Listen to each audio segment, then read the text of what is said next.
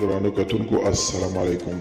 زه محمد سلمان همدرد د حق غږ پښتو چینل خبري لنډیز کې ستاسو کوربه اوس تاسو پام را اړوم د مهمو خبرونو لنډیز ته.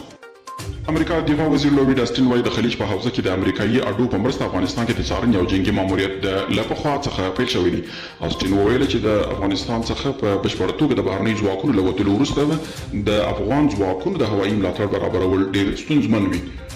د جان هاپکینز پوهنتون د معلوماتو له مخې په امریکا کې تر 33 میلیونه ډیر کسان په کورونا اخته شوي او تر 1590 زره بیا ډیر د دغه ویروس له کبله مړه شوي دي. نړیوال بانک وایي په اوسنیو سختو شرایطو کې د افغانستان تر څنګ ولاړ دي. دا خبره د یاد بانک د جنوبي اسیا د څانګې مرستیال هارتو ویګ شیفر کابل ته د خپل 3 ورځني سفر په پای کې وکړی ده. نوموړي ویلي نړیوال بانک له افغانستان سره کلک ولاړ دی او په داسې وخت کې چې دا هیواد له ننګونو سره مخ دی. او د سعودي عربستان په مکه معظمه ښار کې د افغانستان او پاکستان د دیني عالمانو ترمنځ د افغان سولې په تړاو لومړنۍ ګډه غونډه د سولې لپاره د ګډ کار غوښتنه پای ته ورسېده.